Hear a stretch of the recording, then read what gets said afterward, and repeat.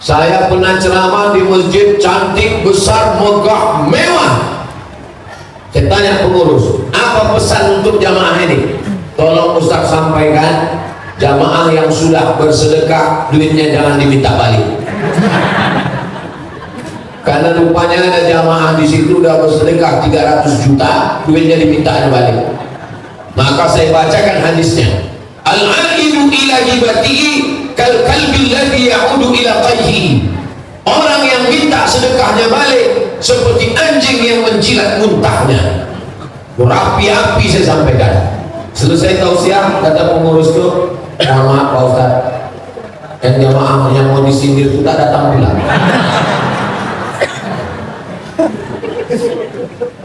Kalau ada jamaah yang bermasalah, tanahnya digarap pengusaha, anaknya dipukul, atau dia diskriminasi, atau dia korban intimidasi, mencari pengacara. Pengacaranya juga ada di Masjid Fathul Khair, namanya Ustadz Hasan Basri, ada di belakang. LBH, Lembaga Bantuan Hukum Majelis Ulama Indonesia. Orang bertanya tentang hukum ekonomi syariah, masyarakat ekonomi syariah, MES, ada juga di sini, pas di depan saya. Ini dokter ekonomi syariah.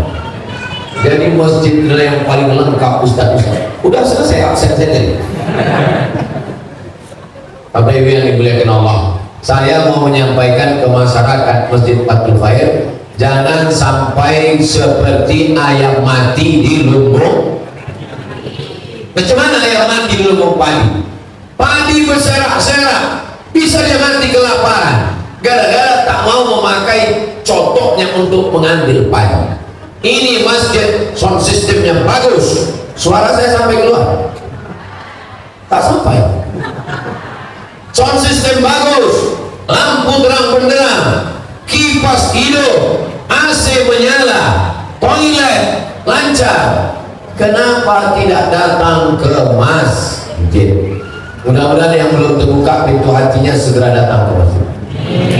Yang sudah kita doakan lebih 40 orang, lebih 400 orang, tak juga terbuka pintu hatinya, mudah-mudahan segera terbuka pintu liang lahatnya. Ya, diaminkan. Nanti mati dia, tinggal bininya. Bapak Ibu yang dimuliakan Allah Subhanahu wa taala, mari kita makmurkan masjid. Yang pertama adalah dengan sholat berjamaah. Ini jamaah ini sombong, tak mau datang ke masjid. Hayya 'alas shalah, cuek, tak mau tahu dengan masjid. Hari berganti musim berubah. Dulu punya jabatan, akhirnya berhenti. Mau ke masjid, malu, kena penyakit post power syndrome. Takut, segan, malu jumpa orang banyak. Akhirnya di rumah menonton TV pagi, petang, siang, malam. Yang ditonton pulang sinetron, film hantu, kuman darah tinggi, mati. Akhirnya jenazahnya dibawa juga ke Masjid Fathul Khair. Orang yang sombong tak pernah mau datang ke Masjid Fathul Khair, akhirnya setelah mati jenazahnya tetap dibawa. Imam Masjid Fathul Khair baik luar biasa. Tolong jenazahnya dibawa ke dalam. Inilah orang yang tak mau di belakang imam. Di belakang imam malu. Tak mau di belakang imam karena kaya. Tak mau di belakang imam karena banyak harta. Tak mau di belakang imam karena punya jabatan. Akhirnya diletakkan imam di depan imam. Lebih hebat daripada imam. Sholli ala hadhil janazah arba'at takbiratin fardul kifayah lillahi ta'ala. Allahu akbar, al-fatihah, Allahu akbar, sholawat, Allahu akbar, doa jenazah, Allahu akbar, doa lagi, assalamualaikum warahmatullahi wabarakatuh. Pak Imam, kenapa cepat kali khusus untuk jenazah ini diskon? Karena dia tak pernah datang ke masjid. Jangan sampai tidak bermasyarakat, karena yang memandikan jenazah kita jamaah, yang menyelenggarakan jenazah jamaah. Ibu bapak nanti pulang ke rumah, yang kaya-kaya lemarinya pakai ketika malaikat maut datang mencabut nyawa, tidak ada satu pakaian itu yang bisa dipakai. Kenapa? Jas tak dipakai, tuxedo tak dipakai, dasi tak dipakai, baju Melayu tak dipakai. Yang dipakai hanyalah kain kafan. Bagi yang belum pakai kafan, beli segera. Setiap hari raya berganti baju baru, setiap pergi ke mall membeli kain, ada satu kain yang dia lupa. Tapi insya Allah kalau lupa, Masjid Fathul Khair sudah menyiapkan. Jangan khawatir, jangan takut, hubungi segera Masjid Fathul Khair. Saudara yang dimuliakan Allah Subhanahu wa Ta'ala, ini jamaah Fathul Khair malam ini datang kumpul semuanya. Suami-suami yang tidak datang, mereka tetap soleh karena istrinya tetap diizinkannya datang. Abang tak ke masjid? Abang ada pula acara main kapri malam. Kamu jalan pergi ke tadi. Nah, istrinya disuruhnya pergi duluan. Mudah-mudahan terbuka pintu hidayah berkat doa ibu, insya Allah. Kalau sudah istrinya baik, insya Allah suaminya juga baik, anaknya juga baik. Sekarang yang paling dicari adalah perempuan. Kalau ada orang mau menjual skincare, yang dicarinya perempuan. Kalau ada orang mau memasarkan barang, yang dicari perempuan. Sekarang kalau ada caleg, yang dicarinya untuk bagi spanduk perempuan. Maka ibu siap-siaplah dapat hadiah jilbab. Ini jamaah Fathul Khair malam ini kumpul ramai ini, apakah ada pembagian jilbab ini? Tak ada. Apakah ada pembagian sembako ini?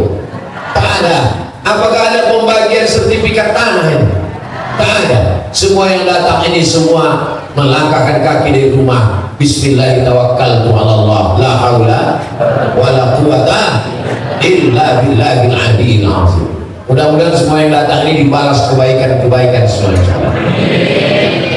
Saya mengajar di Fakultas Usuluddin, jurusan tafsir hadis, pakai bahasa Arab dan Inggris. Khusus kelas, setahun hanya diterima 20 orang.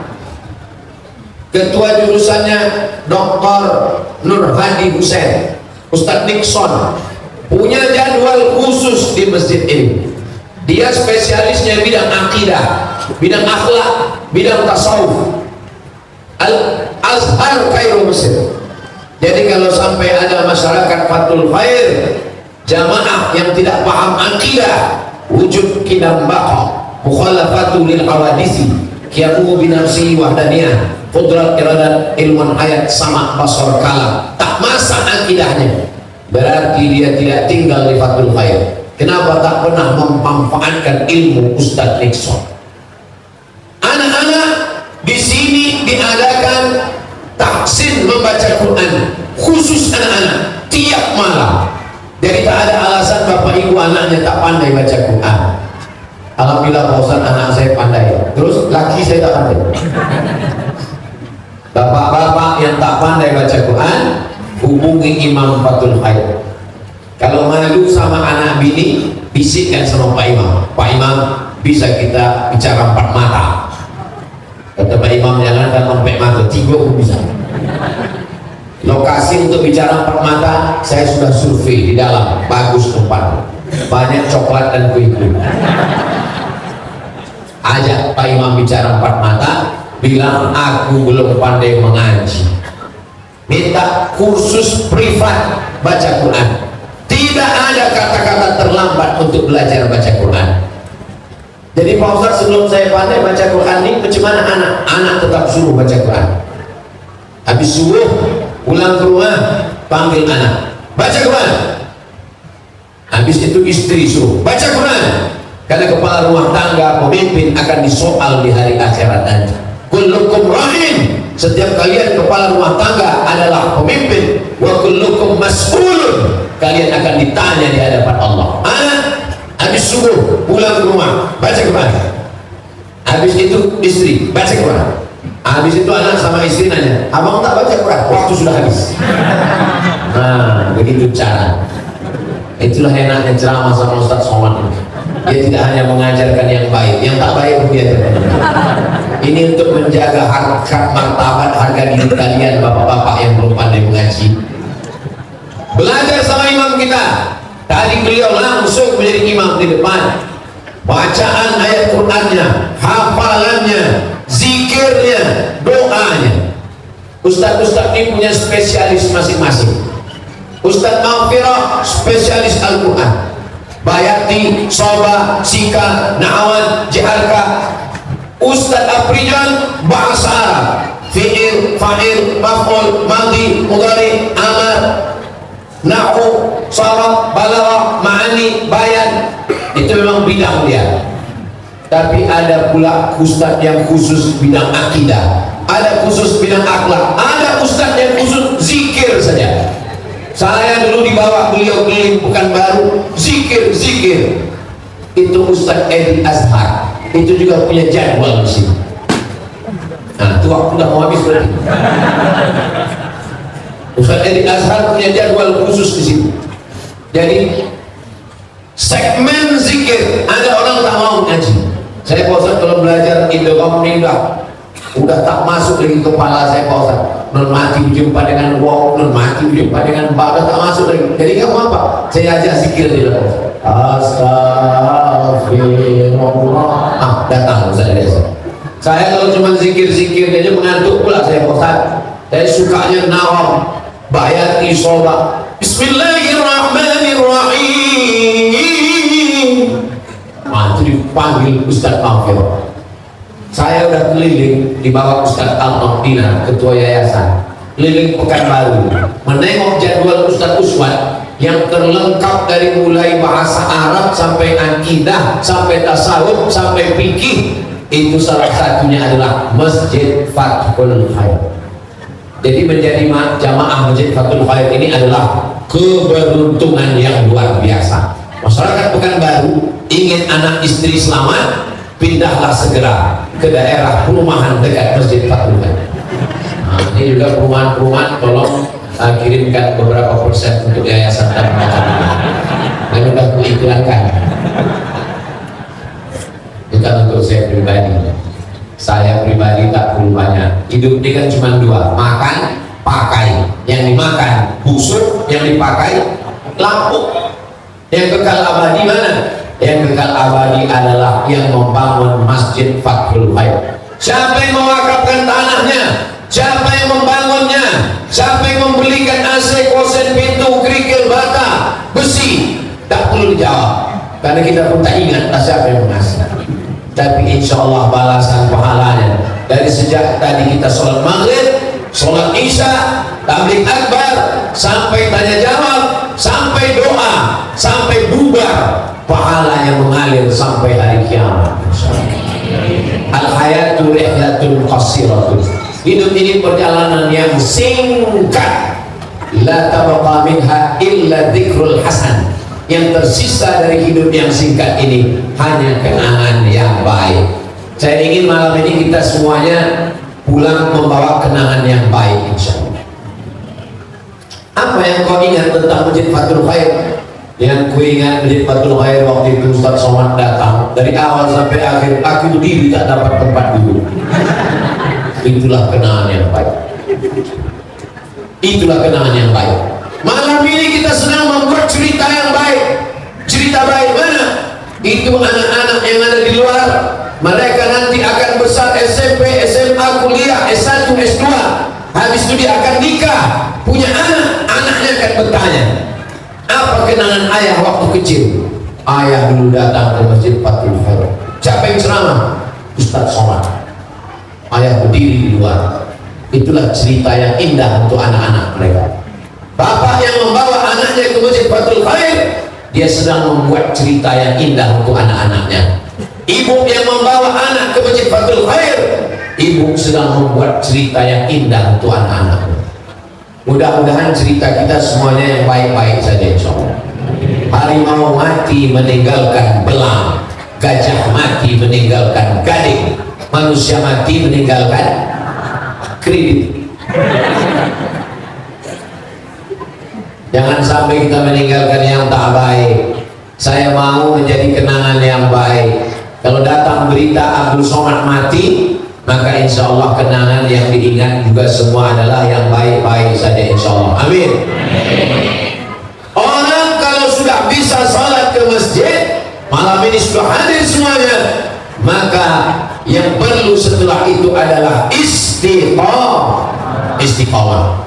Jangan iri menengok kawan kaya karena Qarun lebih kaya. Jangan iri menengok kawan punya jabatan tinggi karena Fir'aun paling tinggi jabatannya. Tapi irilah menengok kawan yang istiqomah. Subuh ke masjid, zuhur ke masjid, maghrib ke masjid, isya ke masjid, duha ke masjid. Inilah orang-orang yang kata Nabi SAW, zalikumur ribat. Itulah orang mujahid fisabilillah. Intidhar sholat ba'da sholat. Dia yang menunggu sholat. Sekarang banyak orang sholat itu pula menunggu dia. Wudhu zuhur ke asar, wudhu asar ke maghrib, wudhu maghrib ke isya biasa. Dari maghrib ke isya jangan keluar masjid. Maghrib duduk masjid. Karena kalau habis maghrib pulang, isya tak datang lagi. Kenapa? Banyak yang menjerat drama Korea. Ini malam ini perjuangan Bapak Ibu yang hadir ini luar biasa. Ini adalah malam apa? Jumat malam Sabtu, weekend. Malam ini orang ke mall. Malam ini orang acara makan-makan di restoran. Tapi malam ini dia datang. Ini malam ini orang ke Masjid Fathul Khair. Perjuangannya luar biasa. Kenapa? Berapa sinetron yang hilang malam ini? Mudah-mudahan ibu-ibu yang hadir malam ini istiqomah semua. Bapak-bapak memang sudah istiqomah insya Allah. Al-istiqomah, satu istiqomah khairun min alfi karamah, lebih baik daripada 1000 karamah. Kita sholat bukan mau berjalan di atas air, kita sholat bukan mau terbang di atas awan, kita mau dapat istiqomah. Itulah maka 17 kali kita minta ihdinas siratal mustaqim, kasih saya jalan yang lurus. Karena memang jalan ke Fathul Khair ini banyak kali beloknya, maka minta jalan yang lurus. Sekarang banyak orang tersesat di jalan yang lurus, maka kita diberikan pengajian-pengajian. Karena godaan setan yang luar biasa, fitnah akhir zaman macam-macam terjadi. Tapi orang kalau dia istiqomah ke masjid, hadir pengajian tak usah panjang-panjang. Saya kalau ngisi pengajian 60 menit cukup. Di Malaysia pengajian dari maghrib ke isya tak lebih. Azan maghrib, sholat, pengajian 45 menit, azan isya. Habis itu tertulis di depan, Anda bertanya, Ustaz menjawab. Kirim pertanyaan ke nomor WhatsApp. Anda bertanya, Ustaz menjawab. Kirim pertanyaan ke nomor WhatsApp. Habis isya, yang mau bertahan di masjid tetap, yang sebagian pulang. Tapi saya tengok habis isya tak ada yang pulang, tetap bertahan. Saya heran, rupanya habis itu ada acara makan-makan. Jadi masjid itu punya dapur, tidak pakai catering. Pergi saya ke belakang, saya tengok ada kuali besar, ada wajan besar, ada masak nasi minyak, nasi Arab, nasi biryani, nasi mandi, banyak semua. Saya bilang, siapa yang masak? Ini yang masak jamaah berganti-gantian. Memang makna dakwah itu, asli kata dakwah itu adalah makan. Asal kata dakwah, da'a yad'u da'watan, ad-da'watu ila ta'am, undangan makan. Makanya kalau dakwah tidak ada makannya, itu tidak dakwah. Macam malam ini tidak dakwah. Ini pengajian biasa. Ini Ustaz Somad ini nyindir pula. Saya ustaz yang tak pandai menyindir. Saya ini orang ada. Jadi jamaah nanti tolong selesai acara, kita ada acara makan bersama di rumah masing-masing. Tapi yang dimuliakan Allah Subhanahu wa Ta'ala. Kenapa orang bisa ikut aliran sesat? Karena tidak ke masjid. Itu salah satu sebab kenapa ikut aliran sesat. Kalau dia ke masjid, pasti aliran sesat sembunyi-sembunyi di rumah-rumah. Ciri aliran sesat tak mau ke masjid, sembunyi Saya diundang pegawai kantor, tak perlu saya sebut kantornya, menjaga kode etik jurnalistik. Ustaz, nanti datang ke rumah saya acara pengajian. Oke, I'm coming. Sampai di rumah, tolong Ustaz sampaikan judulnya wajib sholat. Ini kan halal bihalal Pak, kenapa judulnya tentang sholat? Karena orang kantor saya ini sekarang sudah tak sholat lagi gara-gara ikut aliran sesat. Nama alirannya eling-eling, eling ingat aja.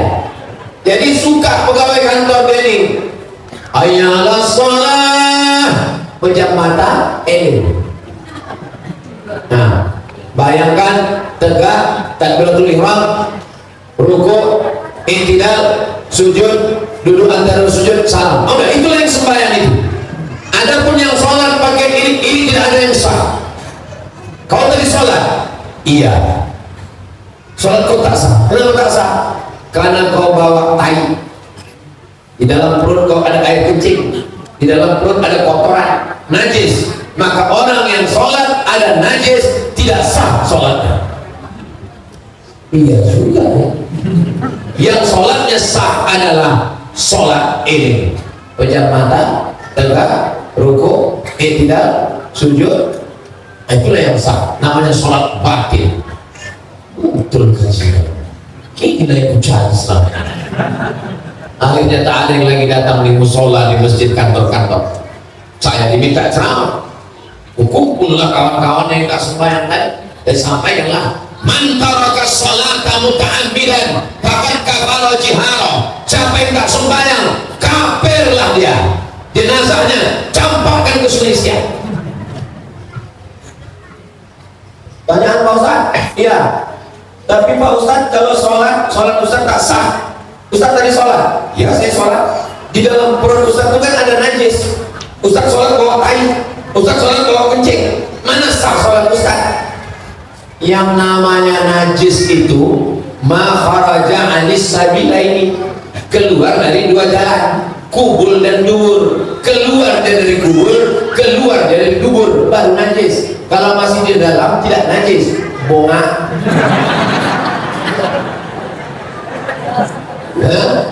Mau pula dibodoh-bodohi aliran sesat. Kenapa temakannya cakap orang tadi? Karena tidak belajar fikih, tak tahu dia mana yang najis itu. Yang najis itu kalau keluar dari dua jalan, keluar dari kubur, keluar dari dubur, baru dia najis. Kalau masih di dalam, dia tidak najis. Tambahkan kalimat penutup tadi, bongak. Inilah akibat bangga punya anak. Anak kau di mana? SMP. Anak kau di mana? SMA. Anak kau di mana? Malu memasukkan anak ke pesantren. Anak pesantren itulah yang bisa menjelaskan mana hadas, mana najis. Bukan berarti saya menyepelekan anak bapak ibu yang di SMP. Silakan SMP, tapi belajar agama Islam. Silakan SMP, tapi 5 pelajaran yang mesti ada. Akidah, supaya dia selamat ahlu sunnah wal jamaah. Akhlak, supaya dia berakhlakul karimah. Fikih, supaya tahu dia mana najis, mana hadas, mana mandi wajib. Jangan sampai anaknya Quran, hadis, supaya dia berpegang dengan amal Quran dan Sunnah Rasulullah Sallallahu Alaihi Wasallam. Ini anak di SMP pelajaran agama cuma 1 jam. Apa nama mata pelajarannya? PAI, Pendidikan Agama Islam. PAI. Jangan heran anak-anak muda ikut aliran sesat. Kenapa? Pelajaran agama Islam sudah tak ada lagi. Lapai. Masukkan anak ke pondok pesantren, jamaah masjid Fathul Khair yang kaya-kaya. Ini masjid sudah bagus, penuh tanah kosong, dirikan sekolah SD Quran, SMP Quran. Tak ada tanah lagi Pak Ustaz. Saya ingat saya di belakang ada tanah kosong dulu, sekarang tak tahu. Masih ada tanah kosong lagi? Masih ada. Ini jamaah kaya-kaya. Untuk apa Bapak punya rumah besar-besar, rumah besar tinggal, mobil besar tinggal, bini besar? Untuk apa dibawa? Di dibangun rumah cantik-cantik, mahal-mahal, besar-besar, tinggal.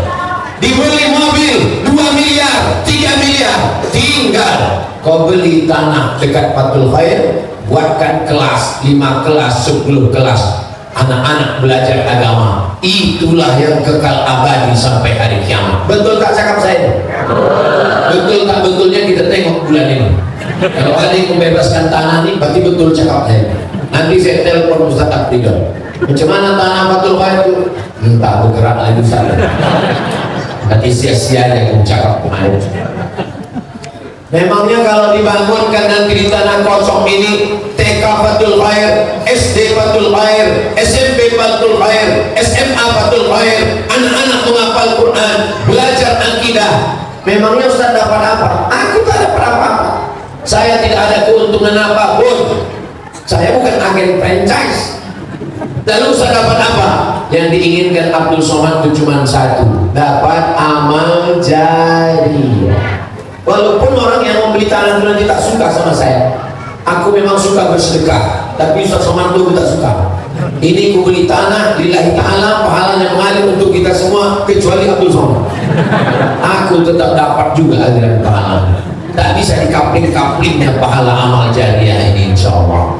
Bapak Ibu yang dimuliakan Allah Subhanahu wa taala, ma akalta fa'afnaita, yang kau makan busuk, wa ma labista fa'ablaita, yang kau pakai lapuk, wa ma tasaddaqta fa'ambaita, yang kau wakafkan, yang kau sedekahkan, itulah untuk bekal hari esok, kekal abadi sampai hari kiamat, insyaallah. Amin. Amin. Jamaah Fathul Khair yang paling cerdas adalah yang mewakafkan tanah Fathul Khair, yang membangunkan masjid Fathul Khair, yang menyumbangkan.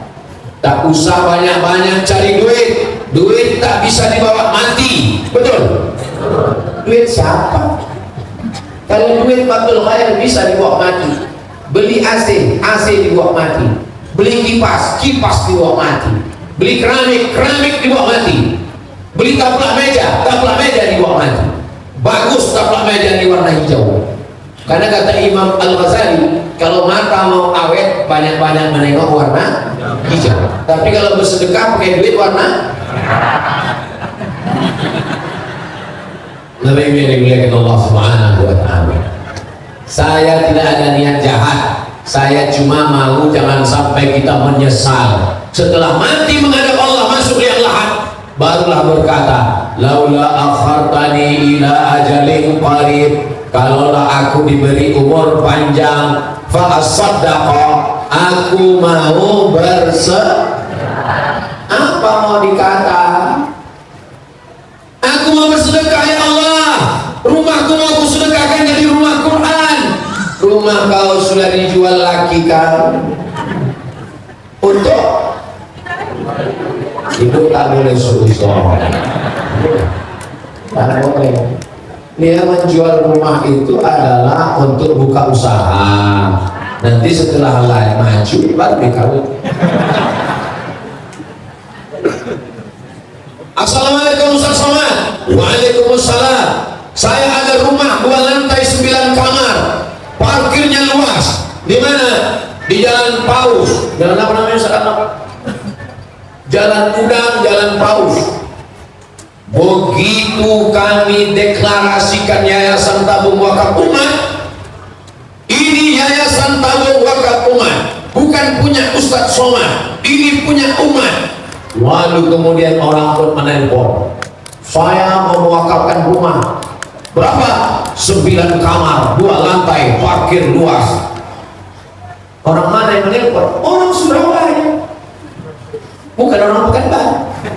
Kalau nanti pas mau mengupload yang sebutkan Surabaya, maju kita sama orang Pekanbaru. Orang Surabaya. Assalamualaikum Ustaz Somad. Waalaikumsalam.